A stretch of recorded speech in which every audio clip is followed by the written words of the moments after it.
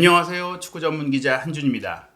토트넘 허스퍼가 또 한 번 용두사미 행보를 보이며 레스터 시티와 올 시즌 프리미어리그 개막전에서 실망스러운 무승부를 기록했습니다. 이날 경기를 현장에서 취재한 영국 정론지 텔레그래프와 스포츠 웹진 디 애슬레틱 영국판 기자는 어떤 일이 있었는지 독점 보도했는데요.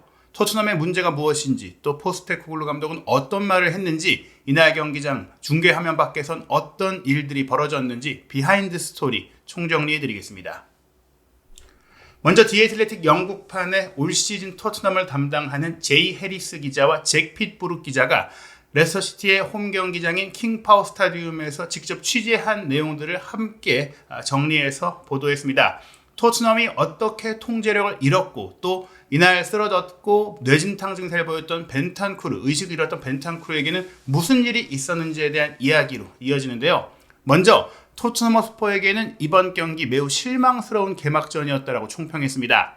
엔지 포스테코글루 감독의 토트넘은 레스터 시티를 상대로 완전히 우세한 경기를 펼쳤고, 페드로 포로의 선제골에 힘입어 1대0으로 앞서가 편안한 밤을 맞이할 것으로 보였는데요. 하지만 전반전 이후에 주도권을 잃고 제이미 바디에게 동점골을 허용하며 결국 승점 1점에 만족해야 했습니다. 대체 무슨 일이 일어났던 것일까요? 하면서 본격적인 이야기가 진행됩니다. 하프타임 이후 대체 토트넘에서 무슨 일이 일어났는지, 전반전까지만 하더라도 토트넘의 압승이 예상됐고, 이 공격 위협도 실시간 그래프 역시 토트넘 쪽으로 아예 일방적으로 몰려있던 이 전반전의 흐름은 후반전 들어 초반까지는 그래도 토트넘이 여전히 주도하는 듯 보였으나 후반 15분, 60분 이후에 갑작스럽게 레스터시티의 공격이 치솟고, 치솟음과 동시에 득점이 나왔고, 이 동점골 이후엔 오히려 토트넘이 역전패를 당할 수도 있을 만큼 위협적인 상황들이 지속이 되다가 경기 막판에 와서 다시 토트넘이 주도권을 되찾긴 했지만 득점에 근접한 실질적인 전반전과 같은 경기력을 회복하지 못했거든요. 이 경기에서 승점 1점을 챙긴 토트넘에게 가장 실망스러운 점은 제이미 바디의 동점골이 터지기 직전까지는 완전히 우세한 경기를 펼쳤다는 점이라고 정리하고 있습니다. 토트넘은 경기 시작부터 레스터 시티를 압도했고, 세트피스에서까지도 좋은 플레이를 펼쳤고, 또 오픈 플레이를 통해서 많은 기회를 만들어내면서 경기를 주도했는데요. 전반전을 지배한 토트넘은 후반전 시작 후에도 좋은 모습을 보였습니다. 바디가 득점하기 전, 그러니까 동점골이 나오기 직전에는 로드리고 벤탄쿠르가 2대0의 쐐기골을 만들 수 있었던 또 다른 절호의 기회를 놓쳤습니다. 물론 이렇게 기회를 만들고 놓치는 것이 기회를 만들지 못하는 것보다는 낫다고 할 수 있지만, 토트넘이 무려 13개의 코너킥을 기록한 경기에서 팬들은 그렇게 많은 노력을 기울이면서 슈팅을 시도했음에도 승점 1점밖에 얻지 못한 팀의 결정력에 의문을 제기할 수밖에 없는 상황입니다. 토트넘이 공격적인 세트피스 상황에서는 몇 가지 유망한 움직임을 보여주면서 지난 시즌보다 나아진 세트피스에서의 발전을 보여주기도 했지만, 결국 토트넘의 두 번째 골은 나오지 않았는데요. 결국 무승부에 만족해야 했습니다.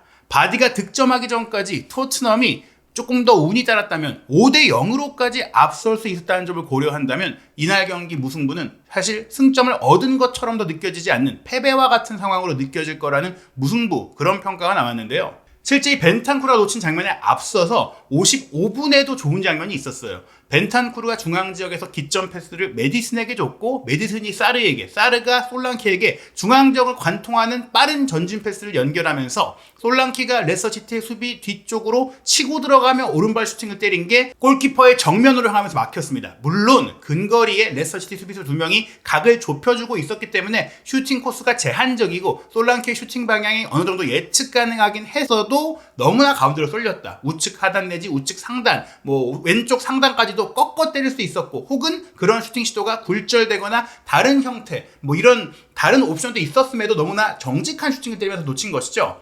이 장면 전에도 사실은 솔랑키 선수가 많은 기회를 놓쳤었던 상황이었는데요.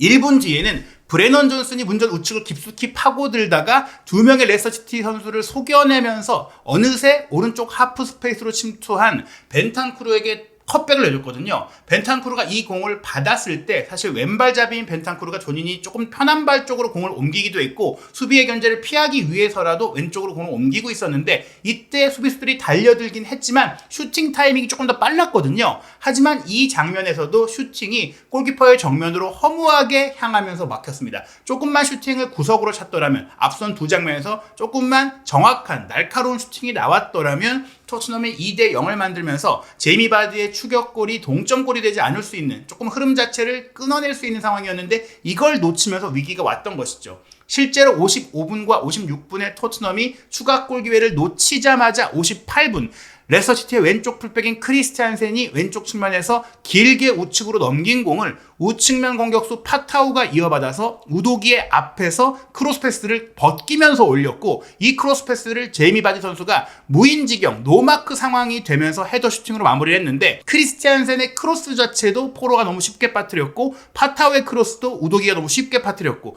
다시 이어진 공에 대한 사르나 포로의 바디에 대한 견제까지도 너무나 허술했기 때문에 수비 조직 자체가 아무리 사이드 체인지가 빠르게 이뤄졌다고 하더라도 분명히 파타우가 숨을 고르고 크로스를 올리는 과정 속에는 어느 정도 뜸을 들이는 시간들, 지체된 시간이 있었기 때문에 이 수비 대응에서 컨트롤 타워가 없는 모습, 여전히 수비 라인의 리더와 지휘자 혹은 구조가 없다는 것을 드러내면서 실점했다. 득점 기회는 안일하게 놓쳤고 실점 상황도 안일했다. 결국에는 계속해서 몰아치던 토트넘이 본인이 공격에 너무 열중하던 과정 속에 스스로 방전돼서 집중력을 잃은 게 아닌가. 그런데 그러한 형태의 경기가 지난 시즌 후반기에 많이 나왔었던 흐름이다, 패턴이다, 좀 고착화되고 있다, 이런 부분들은 분명히 팀의 정신적인 부분, 후반전 운영에 대한 부분들을 감독과 코칭 스태프 차원에서 조정했어야 되지 않는가. 그런 문제점들을 오답노트로 만들어 놓고 그런 경험을 통해서 개선된 모습을 특히나 새로운 시즌의 개막전에 보여줬어야 하는데 그러지 못했다라는 점은 토트넘이 지난 시즌 보여줬던 전반전 잘하고 후반전 못하는 용두삼이 전강후약의 고질병을 해결하지 못했다라는 실망감을 남긴 겁니다. 단지 이 경기를 비겼다거나 후반전에 체력이 떨어졌다거나 이런 지역적인 문제를 떠나서 거대한 흐름에 대한 실망감이 현재 토트넘 팬들에게서 나오는 것이죠. 그리고 또 하나, 텔레그래프의 조 퍼시 기자가 현장에서 취재하면서 흥미로운 이야기 하나를 전했는데요. 아무래도 이 경기가 제3자의 입장에서는, 토트넘 팬들이 아닌 입장에서는 제이미 바디의 활약이 가장 돋보였어요. 1년 동안 챔피언십 잉글랜드 2부 리그로 레스터시티가 내려갔을 때 1부 리그 팀으로 이적하지 않고 30대 후반에 이르는 나이에도 함께 승격하고 승격 과정에 팀 내 가장 많은 골을 넣으면서 건재를 보여주고 팀에 대한 충성심을 보여주고 다시 프리미어리그 무대로 돌아와서 프리미어리그 역대 개막전 최다 골 2위에 해당하는 8호 골을 터뜨리면서 이번 경기의 결과를 승점 1점을 가져온 바디인데요. 텔레그래프가 쓴 바디의 기사에서 흥미로운 것은 전반전이 끝나고 후반전 들어올 때 레드불을 마시고 나왔다. 레드불이 날개를 달아줬다라는 항목입니다. 레스터시티가 0대1로 뒤진 채 후반전을 나오는데 터널을 빠져나오는 바디가 레드불의 후원이라도 받은 것인지 레드불 음료를 마시면서 각성, 집중 이런 좀 효과를 누리면서 고카페인을 습취하면서 나왔어요. 이 섭취가 불법이 아닙니다. 이거는 어떤 도핑에 걸리지 않는 합법적인 음료, 에너지 음료를 마신 것인데 이거를 습관적으로 좀 후반전에 체력이 좀 많이 떨어져 있고 나이가 든 바디가 많이 마시나 봐요. 과거에는 이제 니코틴을 좀 흡입하는 담배를 피는 것들이 좀 문제가 되기도 했던 바디이기도 한데 하부리그부터 아마추어 레벨에서 단계를 밟아서 인간 승리의 신화를 썼던 대기만성 공격수 제이미 바디가 40세가 가까워오는 나이에도 불구하고 이 건재함과 집중력을 과시하는 이유가 레드불 덕분이다라는 흥미로운 또 뒷이야기도 나왔는데 이 레드불을 마시고 나와서 전반전에 잠잠하고 조용했던 제이미 바디가 화끈한 헤더 슈팅을 터뜨렸고 또 그 득점뿐 아니라 역전골까지 넣을 수 있었던 1대1 기회까지 만드는 모습을 보여주면서 제이미 바디의 힘은 레드불이다라는 이제 얘기가 나오기도 했습니다. 제이미 바디가 이 득점 말고도 또 하나 화제가 됐던 게 후반 11분에 교체 아웃될 때 토트넘의 원정 팬들이 굉장한 야유를 바디에게 쏟아냈거든요. 그런데 그 야유에 대응을 한 거예요. 본인의 오른쪽 팔에 있던 프리미어리그 배지를 가르치면서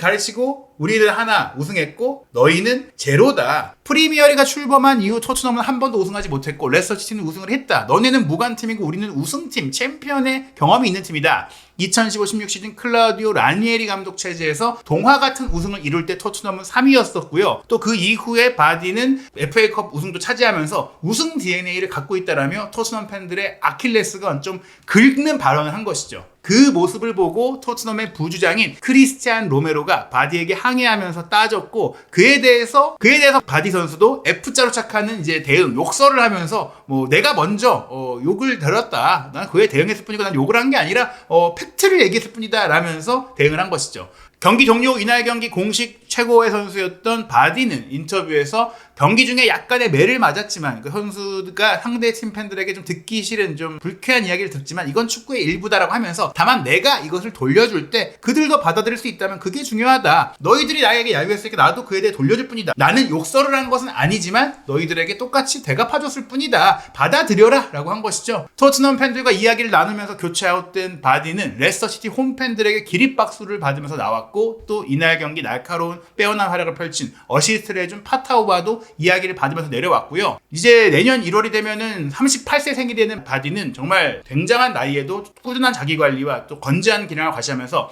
요즘 선수들의 생명이 정말 길어진 것들을 대표하는 선수 중에 한 명입니다. 분명히 잉글랜드 대표 선수로 뛸 때에도 20대 후반, 30대 초반의 나이대였던 제임의 바디가 이제는 뭐 대표팀에 뽑히지는 못하고 있지만 40세가 가까워옴에도 불구하고 프리미어리그에서 통하는 선수라는 것, 자신의 능력을 보여준 선수라는 것에 대해서 스티브 쿠퍼 레스터시티 감독은 바디가 바디했다. 그 다음 모습을 보였다. 뭐 이런 얘기를 했거든요. 게다가 바디가 사실은 손흥민 선수와도 친한 사이로 잘 알려져 있어요. 뭐 토트넘이 동남아시아 투어를 지난해 여름에 왔을 때도 경기와 레스터시티와의 경기가 무산됐을 때 인사를 나누고 많은 얘기를 나누기도 했고 경기 때마다 서로 많은 이야기를 주고받는 또 공격수 출신으로서 서로의 또 장점도 다양하게 공유하고 있는 그런 사이로서 되게 이제 좋은 관계를 유지하고 있거든요. 이날 경기 비록 로메로와의 언쟁이라든지 토트넘 팬들을 도발하는 행동이 있었지만 경기가 다 끝났을 때는 바디가 조금 존중심을 보이면서 토트넘 벤치로 찾아가서 토트넘의 모든 스태프와 선수들에게 또 인사를 하면서 본인이 프로 정신을 보여주기도 했다고 합니다. 제이미 바디는 자신의 나이에 대해서 나의 나이로 인해 나를 의심한 사람들에 대해서 나는 나이를 단지 숫자로만 본다. 내 자신을 계속해서 잘 관리하고 또 다리가 계속 좋은 상태를 유지하는 육체적으로 가능한 한 오랫동안 뛸 거라고 하면서 나는 경기력적으로 특별히 달라진 건 모르겠다. 경기장에 오면서 물론 이제 프리미어리그 무대를 새로 적응해야 되는 상황이지만 최대한 이제 회복에 신경 쓴다는 거, 리커버리, 경기와 경기 사이에 체력 관리에 좀 더 신경 쓴다는 거 말고는 문제가 없고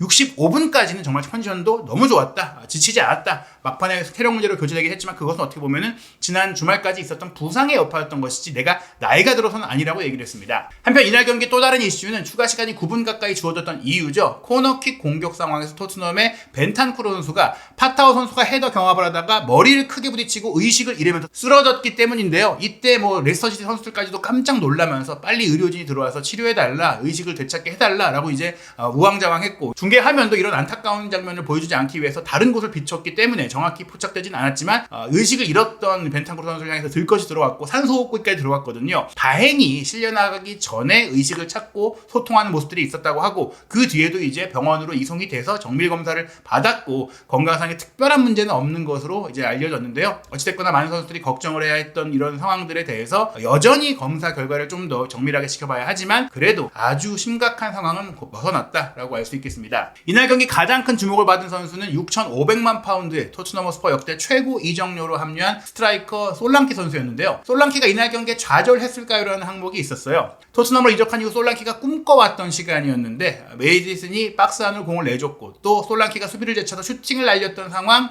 결국에는 골키퍼가 막아내는 좀 상황이 아쉬웠던 부분들도 있었고 또 오프사이드에 의심되는 상황들도 여러 차례 있었죠. 어찌됐거나 솔랑키가 이번 경기 레스터시티의 박스 안에서만 22번의 볼터치를 기록할 정도로 케인이 떠난 이후 박스 안에서 존재감이 부족했던 토트넘에게는 분명히 효과를 보여줬고 5번의 슈팅을 기록하면서 스트라이커로서 마무리할 수 있는 능력을 보여줬는데 아쉽게도 슈팅이 가운데로 쏠리는 좀 결정력이 아쉬운 모습들이 있었습니다. 후반전 슈팅이 막혔을 때까지만 하더라도 앞서 보여드린 그 장면이죠. 하지만 바디의 동점골이 바로 나오면서 솔랑키가 이런 기회를 놓친 것이 대가를 치르는 것처럼 보였다. 공격수 솔랑키는 사실 이런 순간에 해결사 역할을 하기 위해 역임된 선수인데 결정적인 순간에 결정적인 역할을 하지 못했다라는 것은 자신은 물론이고 포스테코글루 감독에게 큰 좌절감을 안겨줄 것이다라고 정리했습니다. 하지만 솔랑키가 그렇다고 잘못된 영입이었고 실패한 영입이냐라고 얘기하긴 섣부르고 오히려 경기력적인 면에서는 이날 분명히 좋은 면들이 많았고 깊은 인상을 남겼거든요. 터치 횟수 자체가 많지는 않았지만 끊임없이 박스 안으로 침투하면서 공을 노렸고 또 전방 압박도 했고 깊숙이 내려가서 연계 플레이도 하고 공을 되찾아오기도 했습니다. 전술적인 역할을 굉장히 잘해줬던 솔랑키였거든요. 후반전에는 센터 서클에서 공을 잡고 나서 박스 가장자리에 있는 메디슨에게 다시 공을 내주는 과정에는 멋진 드리블 돌파 능력까지 보여줬습니다. 본인의 속도까지 보여줬죠. 미드필드 패스를 받아서 공간으로 이동한 이후 받아서 슈팅만 하면 되는 그런 상황이었는데 첫 번째 터치가 조금 아쉬운 면도 있긴 했습니다. 하지만 그가 이번 경기에 보여준 모습들은 토트넘에서 큰 성공을 거둘 수 있다라는 징후가 충분했다. 다만 그가 기대했던 시작은 아니었으나 기대감을 주기에는 충분했다는 겁니다. 솔랑키의 기록을 살펴보면 소파스코어의 통계 매치 평점에서도 7.5점이니까 준수했어요. 90분 풀타임을 소화하면서 3차례의 슈팅이 있었는데 일단 무산되긴 했지만 3차례 모두 유효 슈팅이었고요. 3차례의 드리블 돌파 시도도 모두 성공을 했습니다. 그리고 키패스 1개 기록했고 79%로 나쁘지 않은 패스 성공률이 나왔거든요. 그리고 아쉬웠던 것은 전반전 8분쯤이었죠. 손흥민 선수가 우측으로 이동해서 왼발로 수비 뒷공간으로 넘겨준 크로스 패스를 솔랑키가 이어받으면서 다이빙 헤더를 가져갔는데 이 헤더조차도 정면으로 향했다. 이 기회가 바로 빅찬스 미스로 기록이 됐을 정도로 골키퍼와의 1대1로 마주했던 절호의 기회였는데 놓쳤다는 건 조금 아쉬운 결과였습니다. 이번 경기 좋은 플레이를 펼친 선수 중에 한 명은 제임스 매디슨인데요. 지난 시즌 전반기에 보여줬던 그런 날카로움과 또 예리한 킥 능력과 공격 연결 능력을 보여줬어요. 후반기 부상 복귀 이후에 그 둔탁했던 모습은 벗어나긴 했지만 본인 중심으로 경기를 풀어가면서 결국에는 동료들이 기회를 못 살린 것도 있지만 토트넘의 공격 패턴이 단조로워지면서 후반전에는 막혔던 이유, 특히 후반전에 들어서는 체력적으로도 크게 떨어진 모습들이 나왔습니다. 그렇기 때문에 저희가 메디슨에게만 의존하고 메디슨 쪽으로만 공격을 전개했던 포스테코글루 감독의 경기 준비와 전략적 운영이 좀 아쉽다라고 얘기를 드렸었는데요. 지난 여름 토트넘으로 이적한 이후 처음으로 친정팀 레스터시티의 홈 경기장에서 와서 경기를 했던 메디슨 개인에게 의미 있는 경기였고 또 잉글랜드 대표로 활동을 하다가 지난 여름 유로 2024 대회 대표팀에 탈락한 이후에 치르는 첫 공식 경기이기도 했기 때문에 본인의 의지가 강했고 또 본인이 지난 시즌 전반기에 보여줬던 모습으로 돌아가고자 하는 강한 동기부여를 갖고 있다 보니까 아주 주목이 컸던 경기입니다. 토트넘 팬들에게 좋은 소식이라면 메디슨이 지난 시즌 짜릿했던 첫 몇 달 동안의 모습을 어느 정도 보여줬다는 거예요. 특히 전반전에 토트넘의 공격을 잘 운영했었고 공을 소유하고 또 왼쪽 측면에서 굉장히 공격적으로 움직이면서 세트피스 상황은 물론이고 오픈 플레이 상황에서도 기회를 많이 창출했죠. 결국 페드로 포로가 문전으로 뛰어들면서 시도했던 용감한 헤더슛을 이끌어냈던 휘핑 크로스로 토트넘의 선제골을 어시스트했던 것도 메디슨이었는데요. 디 애슬레틱 역시 동료들의 마무리가 조금만 더 좋았다면 1개 이상의 어시스트를 기록할 수 있었을 거라고 했지만 후반전 조금은 아쉬웠고 결국 후반전에 교체될 때는 친정팀 팬들의 야유를 받긴 했지만 굉장히 그래도 의연한 모습을 보여주면서 메디슨 개인적으로는 올 시즌에 부활의 기미를 보였다고 할 수 있습니다. 특히 이날 경기 1대1 무승부로 끝난 가운데 선제골을 넣은 포로, 또 동점골을 어시스트한 파타오와 더불어 제임스 메디슨이 7.8점으로 경기 최고 평점을 공동으로 기록을 했거든요. 왼쪽 측면뿐 아니라 오른쪽 하프 스페이스와 후방 지역까지 폭넓게 뛰면서 79분 동안 1개의 어시스트 그리고 87%의 정확한 패스 성공률과 3개의 키패스를 기록했던 메디슨 한 차례의 드리블 돌파 시도도 성공을 했고 한 차례의 슈팅 시도도 상대의 블로킹에 막혔기 때문에 굉장히 정밀한 플레이를 보여줬지만 결국엔 체력적인 지속성 그리고 본인이 조금은 양보하면서 이선에서의 공격 연결 부담을 좀 분산시킬 필요가 있다.